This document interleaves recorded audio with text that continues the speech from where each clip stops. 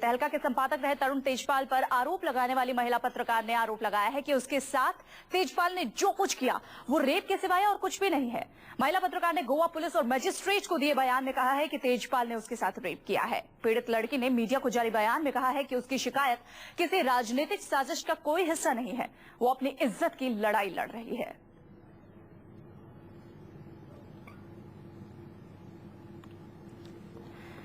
ये उस पीड़ित लड़की का बयान है जो हम आपको सुना रहे हैं। आप सभी लोगों से जो मुझे सपोर्ट मिला है उससे मैं बहुत खुश हूं। ये बहुत आहत करने वाली बात है कि चुनाव से पहले इसे सियासी साजिश की शक्ल दी जा रही है, लेकिन मैं इस आरोप को सिरे से खारिज करती हूं।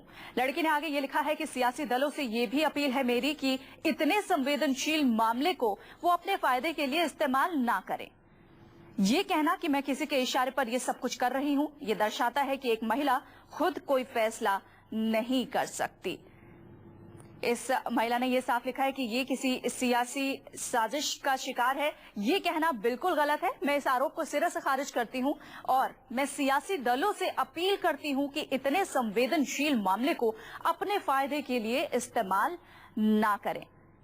आगे इस महिला पत्रकार ने लिखा है कि ये कहना कि मैं किसी के इशारे पर ये सब कुछ कर रही हूं, ये दर्शाता है कि एक महिला खुद कोई फैसला नहीं कर सकती, लेकिन ये गलत है।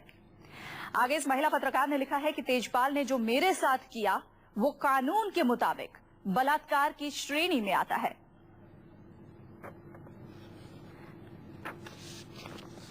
इस पर ज्यादा बातचीत के लिए न्यूज 24 के मैनेजिंग एडिटर अजीत अंजुम हमारे साथ जुड़ गए हैं। अजीत जी, जिस तरीके से इस लड़की ने एक पूरा अपना बयान मीडिया में जारी किया है, ये साफ दर्शाता है कि ये कितनी आहत है जिस तरीके से पॉलिटिकली इसके बयान को इस्तेमाल किया जा रहा है, और इसने इसके लिए इस बयान में अपील भी की है कि कृपया पॉलिटिकली इसका यूज ना किया जाए। देखिए, यकीनन उस लड़की ने बहुत सारी बातें कही है, लेकिन साथ में ये दर्शकों को एक बार खबर बता दें कि तेजपाल गोवा के लिए रवाना हो चुके हैं। 5 बजे के आसपास गोवा पहुंचेंगे। जो जानकारी आ रही है उसके मुताबिक पहुंचते ही उनकी गिरफ्तारी हो सकती है। अदालत से किसी भी तरह से उनको किसी भी तरह की रियायत या छूट या जमानत मिलने की गुंजाइश न के बराबर है, क्योंकि वाटर टाइट केस है। जितने सबूत हैं, जिस ढंग से लड़की ने खुलकर सारी बातें कही है, पीड़ित लड़की ने मजिस्ट्रेट के सामने 164 में बयान दर्ज करा दिया है, जिसके बाद उस बयान दर्ज कराने के बाद और उसके पहले तरुण तेजपाल ने जो एक कबूलनामा माफीनामा के तौर पर दिया था, उसके बाद किसी तरह की कोई गुंजाइश नहीं बचती है उन्हें राहत मिलने की। तो उम्मीद करते हैं कि अगले 2 से 3 घंटे में तरुण तेजपाल की गिरफ्तारी हो सकती है, नंबर 1। दूसरी बात जो वंदना आपने कही, उस लड़की ने जो 1 पेज की चिट्ठी है, करीब 1 पेज की चिट्ठी है, ओपन लेटर जो भी कहें, इसमें बहुत सारी बातें उस लड़की ने कहा है। उस लड़की ने अपनी पीड़ा व्यथा जो कही है वो तो कही है, साथ में ये भी कहा है नए कानून का 16 दिसंबर के बाद जो कानून में बदलाव आया उसका हवाला देते हुए उसने कहा कि मेरे साथ जो हुआ है वो बदली हुई परिस्थिति में बदले हुए कानून के मुताबिक वो रेप ही माना जाएगा। उस लड़की की चिट्ठी है जिसकी लाइन है, I don't know if I am ready to see myself as a rape victim for my colleagues, friends, supporters and critics to see me thus. This is not the victim that categorize crimes, it is the law. And in this case, the law is clear. Mr. Tejpal did to me falls within the legal definition of rape. साफ साफ उस लड़की ने कहा है, कानून का हवाला देते ही, क्योंकि कानून में थोड़े बदलाव हुए। उसके पहले रेप की परिभाषा दूसरी थी, लेकिन 16 दिसंबर के बाद रेप की परिभाषा बदली है। इसके मुताबिक रेप की कोशिश जिसमें लड़की की मॉडेस्टी भंग होती है, कपड़े फाड़े जाते हैं, जैसा कि आसाराम के केस में भी हुआ, तो उसको रेप की कैटेगरी में ही मामला दर्ज होता है। यही वो लड़की, उस लड़की ने चिट्ठी में लिखा और तमाम उन आरोपों का जवाब दिया है जो तेजपाल एंड कंपनी शोमा चौधरी की तरफ से लगाए गए, जिसमें कंसेंसुअल जैसी बात कही गई, जिसमें लड़की की चुप्पी पर सवाल उठाए गए। तेजपाल की तरफ से जो अग्रिम जमानत के लिए रिट पिटीशन कोर्ट में, हाई कोर्ट में दिया गया, उसमें कहा गया लड़की का बिहेवियर नॉर्मल था उस घटना के बाद, और ये कोर्ट में कहने की कोशिश की कि लड़की मेंटल ट्रॉमा में नहीं थी, शॉक नहीं थी, लड़की नॉर्मल बिहेव कर रही थी उस घटना के बाद। इसका मतलब लड़की की सहमति थी, उसको आउट ऑफ प्रोपोर्शन मीडिया या बाकी लोग उसको तूल दे रहे हैं। उस सब का जवाब सिलसिलेवार ढंग से लड़की ने दिया। और खास बात यह कि राजनीतिक दलों से भी कहा है कि इसको राजनीति इस पर मत करें, क्योंकि उसका व्यक्तिगत मामला है,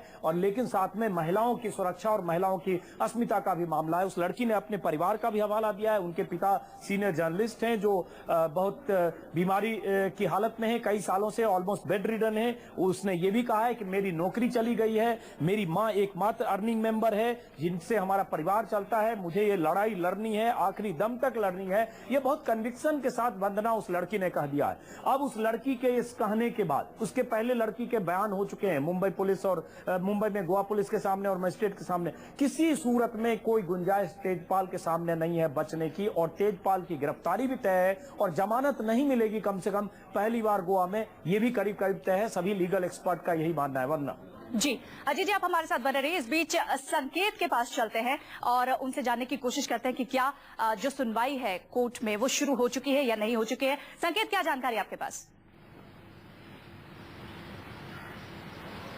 हाँ जी, देखिए वंदना, आपसे कुछ ही मिनट बाद गोवा के सेशंस कोर्ट में अग्रिम जमानत याचिका जो तरुण तेजपाल ने दी है उस पर सुनवाई शुरू होना है। लेकिन उसके पहले जो नजरें हैं न सिर्फ गोवा पुलिस की बल्कि खुद तरुण तेजपाल की नजरें इस पूरे कोर्ट के फैसले पर लगी हुई हैं।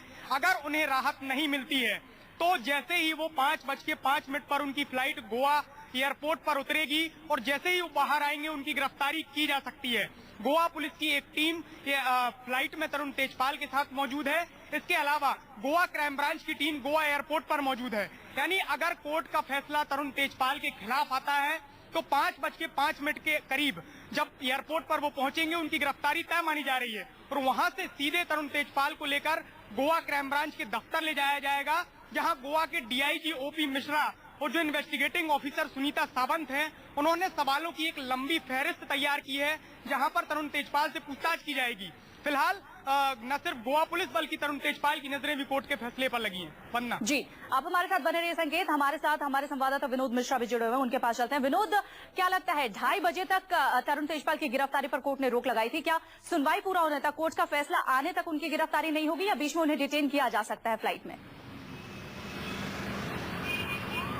देखिए, फॉर्मली डिटेंशन तो ऑलरेडी है चूंकि पुलिस उनके साथ उसी फ्लाइट में मौजूद है, लेकिन पुलिस इंतजार करेगी जो सेशंस कोर्ट में उनकी अर्जी लगी है उस पर कार्रवाई की। हालांकि ये भी बताया जा रहा है कि जब वो फ्लाइट से उतरेंगे, जब 5 बजे के बाद जब वो गोवा एयरपोर्ट पर उतरेंगे उस वक्त तक अगर फैसला आता है तो पुलिस उस फैसले के अकॉर्डिंग काम करेगी। अगर फैसला उस वक्त तक नहीं आता है तो पुलिस उस वक्त उन्हें गिरफ्तार कर सकती है। चूंकि इस वक्त भी फ्लाइट के अंदर पुलिस उसके साथ मौजूद है तो और तेजपाल ने खुद माना है कि वो इन्वेस्टिगेशन को ज्वाइन करने के लिए ही गोवा जा रहे हैं, तो इसीलिए कोर्ट ने मुहलत भी दी थी ताकि उन्होंने प्रे किया था अपने एप्लीकेशन में कि वो गोवा पुलिस के इन्वेस्टिगेशन को ज्वाइन करना चाहते हैं, उनके लिए थोड़ा वक्त चाहिए और इसीलिए इंटरिम रिलीफ उनको 2:30 बजे तक मिला था। उसी के लिए वो गोवा जा रहे हैं, पर्पज उनका वही है, तो इसीलिए पुलिस इंतजार कर रही है। अगर 2:30 बजे तक 5 बजे तक कोर्ट का फैसला आ जाता, जो सेशन कोर्ट है उसका फैसला आ जाता है तो उसके अकॉर्डिंग पुलिस एक्ट करेगी। वहां पे अगर नहीं आता उस वक्त तब तक फैसला तो जाहिर है पुलिस उन्हें वहां अरेस्ट कर लेगी। विनोद, आप हमारे साथ बने रहिए। अजीत जी और संकेत, आप दोनों भी हमारे साथ बने रहिए।